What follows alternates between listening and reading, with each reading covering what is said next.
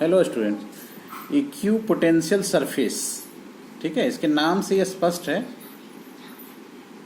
Equi potential, ठीक है, मतलब वैसा सरफेस, वैसा सतह जिसके हर पॉइंट का पोटेंशियल सेम होता है।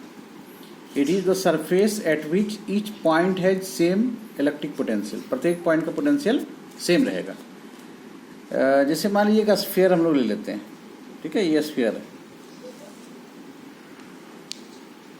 इस स्फीयर के सेंटर पर ये चार्ज है, ठीक है।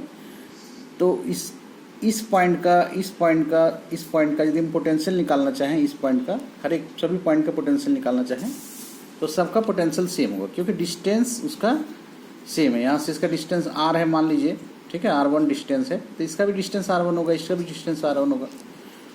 इस चार्ज का डिस्टेंस, इस चार्ज से इस पॉइंट का डिस्टेंस सबके लिए सेम है, पोटेंशियल हर जगह क्या होगा, सेम होगा। मान लीजिए इस सरफेस का पोटेंशियल V1 है, ठीक है, तो ये एक की पोटेंशियल सरफेस होगी। फिर देखिए एक दूसरा स्फीयर ड्रॉ किए, कॉन्सेंट्रिक स्फीयर ड्रॉ किए, मतलब सेंटर जो है सो दोनों का सेम है। ये क्यू चार्ज यहाँ पर है, तो इस पॉइंट का या कोई भी सरफेस पर कोई भी पॉइंट ले लेंगे तो उसका डिस्टेंस क्या होगा, सेम होगा। मान लीजिए उसका डिस्टेंस R2 है, रेडियस, तो पोटेंशियल क्या होगा, हर पॉइंट पर सेम होगा। मान लीजिए पोटेंशियल है V2, है ना। इसी तरह से और भी स्फीयर हम ले सकते हैं, या इसके अंदर और छोटा स्फीयर भी ले सकते हैं, तो ये भी पोटेंशियल सरफेस हो गया। इसमें जितने भी पॉइंट है सबका पोटेंशियल V2 होगा। इसमें जितने पोटेंशियल हैं, जितने भी पॉइंट है सबका पोटेंशियल V1 होगा। मतलब ये क्यू पोटेंशियल सरफेस है, ये क्यू पोटेंशियल सरफेस है ना। ये कोई सर्कल नहीं ले रहे, ये स्फीयर ले रहे हैं, 3 डायमेंशनल ले रहे हैं, ठीक है। हाँ, सर्कल भी लेंगे तभी वो इक्वी पोटेंशियल ही होगा, हर पॉइंट का पोटेंशियल सेम होगा, लेकिन अब 3 डायमेंशनल ले रहे हैं।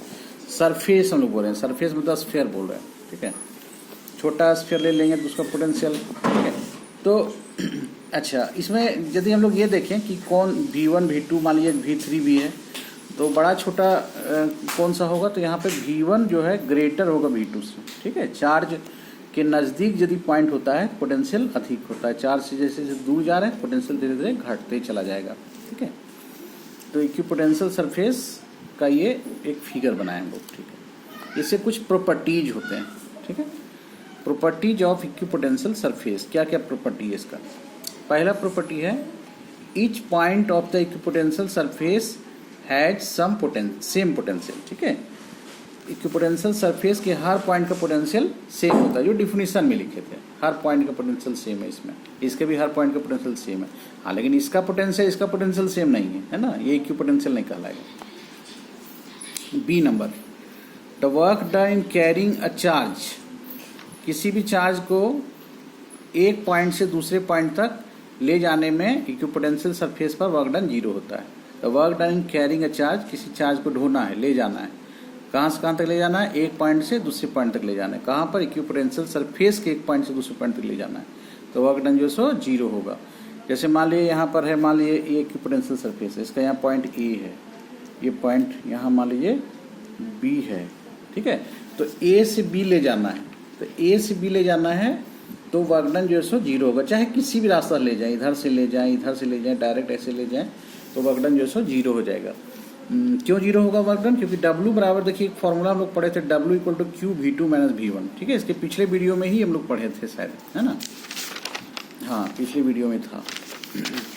तो V2 माइनस V1, V2 क्या है, मान लीजिए B का पोटेंशियल है, V1 ये का पोटेंशियल है सपोज कुछ, तो V2 V1 का वैल्यू क्या होगा, सेम ना होगा।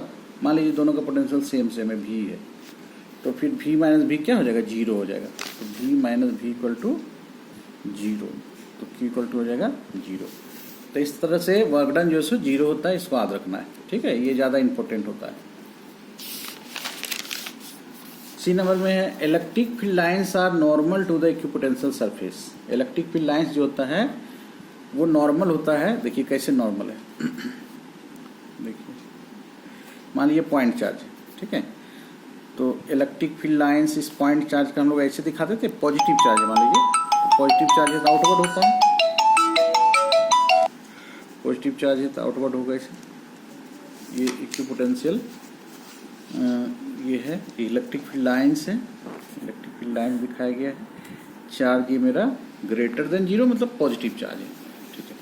तो जो हम लोग इसका बनाते थे इक्विपोटेंशियल सरफेस कैसे बनाते हैं, सर्कुलर, ऐसे ये स्फेरिकल बनाते हैं, ठीक है, स्फेरिकल है ये स्फेरिकल है। तो हम लोग यहाँ कह सकते हैं कि इलेक्ट्रिक फील्ड लाइंस जो है वो रेडियल है, रेडियस के लॉन्ग है, इस स्फीयर के रेडियस के लॉन्ग है ये इलेक्ट्रिक फील्ड लाइंस, ठीक है। तो इलेक्ट्रिक फील्ड का डायरेक्शन है, तो इलेक्ट्रिक फील्ड जो है रेडियल है, किस पर रेडियल है, इक्विपोटेंशियल सरफेस पर, जो है इक्विपोटेंशियल सरफेस, इक्विपोटेंशियल सरफेस का रेडियल को ही हम लोग नॉर्मल कहते हैं, ठीक है, रेडियल को हम लोग नॉर्मल कहते हैं। तो electric field lines are normal to the equipotential surface.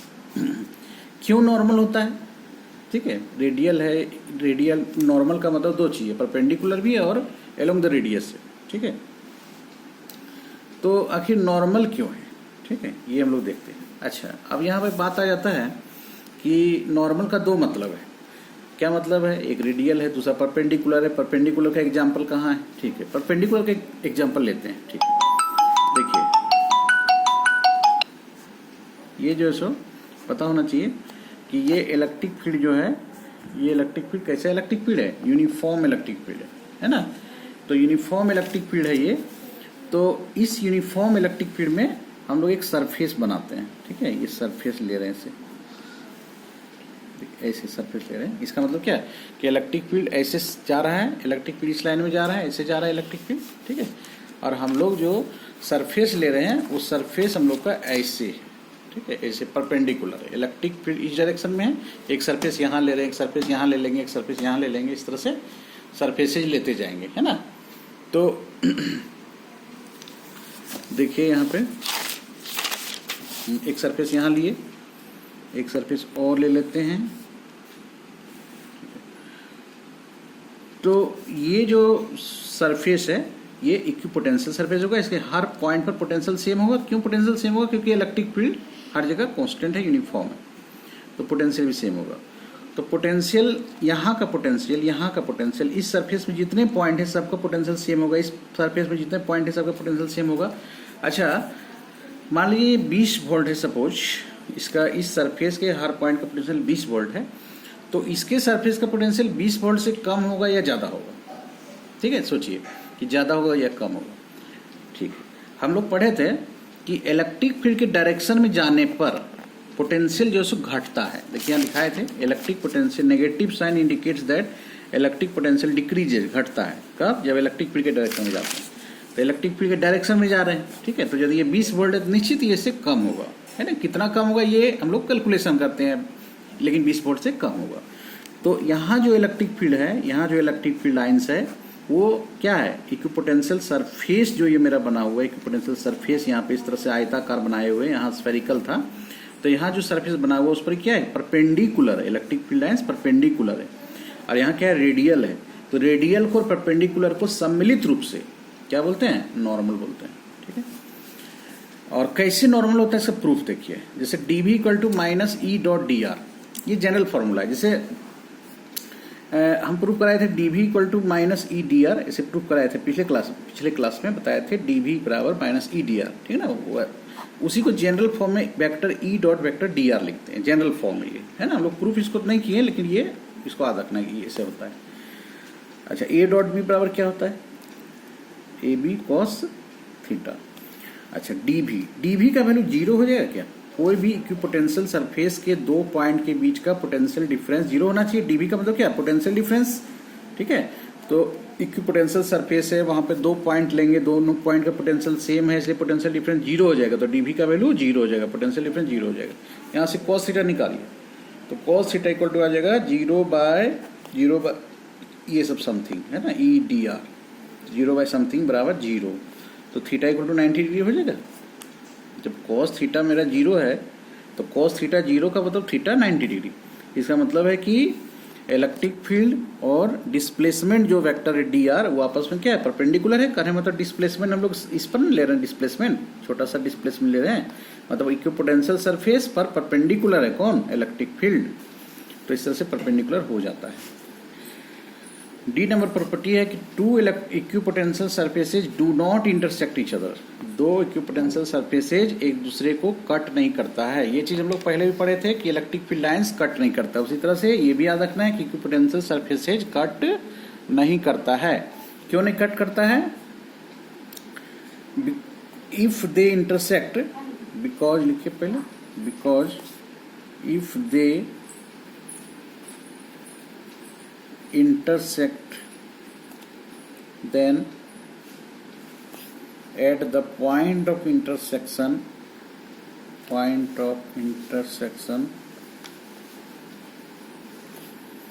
there will be two values of electric potential.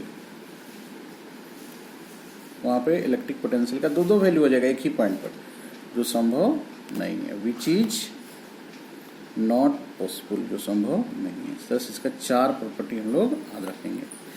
ठीक है, अब हम लोग आते हैं क्वेश्चन सेक्शन में। थोड़ा न्यूमेरिकल हम लोग सॉल्व करते हैं एनसीईआरटी का। ठीक है, एनसीईआरटी का एक होमवर्क भी दिए थे। ठीक है, होमवर्क उसको बनाना है पहले, ठीक है, फिर बता देंगे उसको भी। ये पेज नंबर 87 है। ठीक है, और ये जैसे एनसीईआरटी को 2 भागों में बांटा गया है, इलेक्ट्रोस्टैटिक्स को 2 भागों में बांटा गया है। उसका दूसरा ही पार्ट चल रहा है। पहला पार्ट हम लोग उसका न्यूमेरिकल्स पढ़ चुके थे। ठीक है, और कुछ न्यूमेरिकल्स जो नहीं पढ़े थे उसको बनाना है। सारा न्यूमेरिकल्स बता देने से कोई फायदा नहीं है, बना के देखना है, संघर्ष करना है, उसके बाद बता देंगे। ये दूसरा सेक्शन है इस पार्ट का। दूसरा सेक्शन में ये क्वेश्चन नंबर देखिए 2.1। ठीक है, क्वेश्चन नंबर 2.1 नोट कीजिए, 2.2 नोट कीजिए, 2.3 नोट कीजिए और 2.4 2.4 तक। ठीक है, 2.4 तक पढ़ाया हुआ है। 2.1, 2.2, 2.3, 2.4। ठीक है, 2.5 तो कैपेसिटर का है, अभी नहीं पढ़ाया हुआ है। ठीक है, आइए 2.1 पर देखते हैं। कहता है कि 2 चार्ज है। हाँ, इस चैप्टर में 11 क्वेश्चन दिया हुआ है। ठीक है ना, कैपेसिटर वगैरह सारा कुछ लेकर के, कैपेसिटर भी एक टॉपिक आएगा। 2.1 क्वेश्चन है कि 2 चार्जेज, ठीक है, एक चार्ज है 5 × 10⁻8 कूलम का, दूसरा चार्ज है -3 × 10⁻8 कूलम का, आर लोकेटेड 16 सेंटीमीटर अपार्ट। मतलब एक चार्ज Q1 है, दूसरा चार्ज Q2 है जो नेगेटिव है, दोनों के बीच का डिस्टेंस दिया हुआ है। सेंटीमीटर में इसको 0.16 मीटर लिख सकते हैं, नहीं तो 16 × 10⁻² मीटर लिख सकते हैं। कहता है at what point on the line joining the 2 charges. ठीक है, लाइन ज्वाइनिंग जो दोनों चार्ज का है, ये मान लीजिए Q1 यहाँ है, Q2 यहाँ है, तो दोनों चार्ज को जोड़ने वाला जो लाइन है, इसके किस पॉइंट पर इलेक्ट्रिक पोटेंशियल 0 होगा। ठीक है, इलेक्ट्रिक पोटेंशियल जो सो यहाँ पे 0 होगा, किस पॉइंट पर, इस दोनों, ये लाइन है, ठीक है, इस लाइन के किस पॉइंट पर इलेक्ट्रिक पोटेंशियल 0 होगा। Take the potential at infinity to be 0। हम लोग पोटेंशियल जो है इन्फिनिटी पर 0 लेते हैं, इसको लेना है। तो पोटेंशियल इन्फिनिटी पर हम लोग 0 लिए ही हैं, है ना। मान लीजिए जैसे देखिए एक चार्ज प्लस में है, दूसरा माइनस में। ठीक है, तो यदि हम यहाँ पर कोई P पॉइंट मान लेते हैं, इसके बीच में बोला है, मान लीजिए यहाँ से x दूरी पर, x सेंटीमीटर पर, और ये 16 - x ना हो जाएगा, 16 - x सेंटीमीटर। ठीक है, यहाँ से यहाँ तक x सेंटीमीटर, यहाँ से यहाँ तक 16 - x सेंटीमीटर। सपोज कि यहाँ पोटेंशियल 0 है। पोटेंशियल 0 होने का चांस यहाँ क्यों बन रहा है? क्योंकि इसके कारण जो पोटेंशियल होगा, ये प्लस चार्ज है, उसके कारण पॉजिटिव पोटेंशियल होगा, इसके कारण जो पोटेंशियल होगा नेगेटिव होगा, है ना। तो प्लस और माइनस दोनों मिल के 0 होने का चांस बनता है ना, दोनों मिल करके 0 हो सकता है। तो उसको निकालना है उस समय x का वैल्यू क्या होगा। तो इसके कारण पोटेंशियल मान लीजिए यहाँ V1 है, तो V1 इक्वल टू लिखेंगे 1/4πε0 Q/R। ठीक है, जहाँ Q का वैल्यू Q1 अभी लिख देते हैं, Q1 का मान करेंगे, R के जगह पर क्या, अच्छा अभी फॉर्मूला है क्या बढ़िया, Q/R। तो 1/4πε0 Q के जगह पर Q1 और R1 के जगह पर X लिख दिए। ठीक है, Q1 का मान हम लोग पुट कर सकते हैं, पुट कर देंगे। ठीक है, V2 बराबर इसके कारण, इस चार्ज के कारण यहाँ पोटेंशियल क्या होगा, उसका भी फॉर्मूला पहले लिख लेते हैं। ठीक है, Q कितना है, यहाँ Q2 है, R कितना है, तो R यहाँ से यहाँ तक 16 - x। अब बोलेंगे सेंटीमीटर था, तो ठीक है, सेंटीमीटर था मीटर में बदल सकते हैं, 10⁻² कर दीजिए। 1 सेंटीमीटर था, 10⁻² कर दिए, वो आगे कटने वाला है, हम लोग नहीं भी इसको लेंगे तो कोई दिक्कत नहीं होता है। अब देखिए यहाँ का नेट पोटेंशियल कितना हो जाएगा, V बराबर हो जाएगा net potential V1 plus V2। जोड़ते हैं, स्केलर क्वांटिटी है, नेट पोटेंशियल निकालने के लिए केवल जोड़ना है। वेक्टर में अलग अलग रूल होता था, वेक्टर का एडिशन का रूल होता था, ट्राइंगल्स रूल होता था। V1 प्लस V2, तो नेट पोटेंशियल तो जीरो मिलना चाहिए ना, V बराबर जीरो। ये V नेट पोटेंशियल है, V1 फर्स्ट चार्ज का पोटेंशियल है, V2 सेकेंड चार्ज का पोटेंशियल, दोनों पोटेंशियल मिलकर के जीरो हो जाना है। V1 और V2 में क्या कॉमन है, थोड़ा हम लोग देखिए, ये कॉमन है, ये 1/4 पाई एप्सिलॉन नॉट कॉमन है, कॉमन ले लीजिए, 1/4 पाई एप्सिलॉन नॉट कॉमन है। और क्या कॉमन है, देखिए यहाँ पर Q1 तो लिखना पड़ेगा, Q1 बाय x लिखना होगा, 10 का पावर माइनस 2 भी कॉमन है, उधर ले लेंगे, ठीक है, प्लस Q2 16 माइनस x ले लेते हैं, 10 का पावर माइनस 2 यहाँ इसे डिवाइड कर देते हैं, ठीक है। अब देखिए 10 का पावर माइनस 2 और ये 4 पाई एप्सिलॉन नॉट इधर जाके जीरो हो जाएगा, क्योंकि जीरो के साथ ये और ये दोनों मल्टीप्लाई होगा तो जीरो हो जाएगा इधर जाके, तो यही ना बच जाएगा मेरे पास, ये और ये दोनों जीरो के साथ गुना होकर के जीरो हो जाएगा, तो इधर जीरो आ गया और इधर क्या बचा, इधर बच गई Q1 by x plus Q2 by 16 minus x. अब Q1 का जो मान है 5 गुना 10 का पावर माइनस 8 बाई एक्स और Q2 का मान है -3, माइनस को माइनस में पुट करना है, इलेक्ट्रिक फील्ड इंटेंसिटी में ऐसा नहीं करते थे। 16 माइनस एक्स इक्वल टू 0। अब देखिए प्लस माइनस माइनस ना हो गया, ब्रैकेट में है, ये माइनस इधर आके प्लस हो जाएगा, 3 × 10 power minus 8 by 16 minus x equal to 5 गुना 10 का पावर माइनस 8 बाई एक्स, ठीक है, 10 का पावर माइनस कट गया, अब क्रॉस मल्टीप्लिकेशन कर दिया, 3x, 3 को x से 3x, इधर हो जाएगा 16 को 5 से 80 हो जाएगा माइनस 5x, तो 3x 5x 8x हो जाएगा ये 80, तो x इक्वल टू 80 बाई 8 कितना आ जाएगा 10 सेंटीमीटर, मतलब x आ गया 10 सेंटीमीटर, ठीक है, सेंटीमीटर में आएगा, चूँकि सेंटीमीटर में ही लिए थे, बोले थे ना x सेंटीमीटर, x का मान आ गया 10 सेंटीमीटर, मतलब यहाँ से यहाँ तक का दूरी 10 है और ये दूरी 6 है, मतलब इस पॉइंट पर मेरा पोटेंशियल 0 हो गया। 2.2 जो क्वेश्चन है, regular hexagon of side 10 centimetre. एक हेक्सागोन है मतलब कि षटभुज है, 6 भुजा वाला है ना, रेगुलर मतलब सबका साइड बराबर है, 10 सेंटीमीटर का साइड है। इसका charge 5 microcoulomb at each of its vertices, प्रत्येक वर्टिसेज पर 5 माइक्रोकूलम चार्ज है, यहाँ भी 6 वर्टिसेज है, सब जगह 5 माइक्रोकूलम कॉर्नर पर यहाँ है। Calculate the potential with the centre of the hexagon, hexagon के सेंटर पर यहाँ निकालना है पोटेंशियल, ठीक है, पोटेंशियल यहाँ निकालना है। तो क्या करेंगे हम लोग, एक चार्ज के कारण पोटेंशियल निकालेंगे, उसको 6 से गुना कर देंगे, क्योंकि सबके कारण तो सेम ही डिस्टेंस पर होगा, है ना, एक ही कारण निकाल के 6 से गुना कर देंगे तो निकल जाएगा, या फिर 6 प्रत्येक का निकालेंगे, 6 बार उसको जोड़ना है सेम चीज़ को। तो यहाँ से यहाँ तक का डिस्टेंस, जैसे ये डिस्टेंस 10 सेंटीमीटर है, तो ये डिस्टेंस क्या होगा, क्योंकि हमको चार्ज और पॉइंट O यहाँ ना पोटेंशियल निकालना है सेंटर पर, तो चार्ज और पॉइंट O के बीच का डिस्टेंस चाहिए, ये डिस्टेंस कितना होगा, ये डिस्टेंस दिया हुआ 10 सेंटीमीटर, ठीक है। तो यदि हम ये दिखा दें कि ये जो ऐसे इक्विलैटरल ट्रायंगल है ना, यदि ये इक्विलैटरल ट्रायंगल है, होगा ही इक्विलैटरल ट्रायंगल दिखा रहे हैं, तो ये 10 सेंटीमीटर ये भी हो जाएगा, ये भी 10 सेंटीमीटर हो जाएगा, है ना। कैसे होगा इक्विलैटरल ट्रायंगल, तो देखिए ये चूंकि क्या है, ये हेक्सागोन, तो हेक्सागोन में ये जो है 60 डिग्री का एंगल बनेगा, है ना, तो टोटल 360 होता है, इस तरह का 6 पार्ट बनेगा इक्वल तो 60 डिग्री कौन बनेगा, है ना। और ये भुजा भी बराबर है, तो इसका मतलब ये भी और ये भी एंगल बराबर होना चाहिए, ये भुजा बराबर है, तो फिर ये एंगल बराबर होगा, है ना। तो यदि ये एंगल x है, ये भी x है, x प्लस 60, तीनों एंगल मिलके 180 होना चाहिए ना, x प्लस 60 180, तो 2x बराबर 120, x बराबर 60। इसका मतलब ये एंगल भी 60, ये भी एंगल 60, ये भी एंगल 60, इक्विलैटरल है, तो यदि ये 10 है, ये भी 10, ये भी 10, ठीक है। तो वैसा कुछ कैलकुलेशन यहाँ करके दिखाने की जरूरत नहीं है, हम लोग पहले निकालेंगे इलेक्ट्रिक पोटेंशियल ड्यू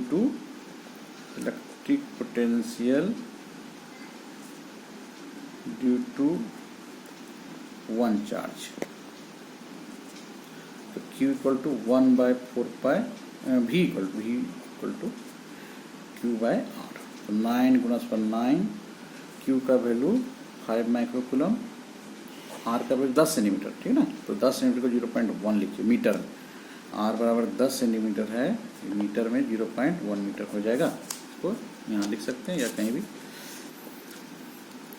45 हो गया, 10 का पावर 3 हो गया, 9 में 6, ये 6 गया 3, 0.1, पॉइंट को हटा गया। तो इसको 4.50 गुणा 10 का पावर 5 लिख सकते हैं। देखिए 450 था ना, 450 में पॉइंट यहाँ था, पॉइंट को हम इधर शिफ्ट किए 2 अंक, तो 3 से 5 हो जाएगा, तो ये इतना वोल्ट हो जाएगा। ठीक है, ये एक चार्ज का निकला। अब 6 चार्ज का निकालना है, इसको 6 से मल्टीप्लाई कर देंगे। ठीक है, net potential is V dash equal to 6 times V, तो 6 इंटू 4.5 इंटू 10 का पावर 5।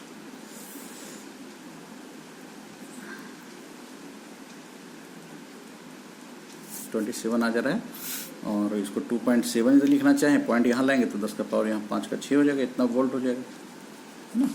तो V डैश इक्वल टू इतना, V डैश इसका नाम रख रहे हैं, पिछले एक के कारण निकालना V है, इसके कारण V डैश। नाम रखने में कोई दिक्कत नहीं, इसको V1 V2 भी लिख सकते हैं। ठीक है, अगले क्लास में फिर मिलते हैं।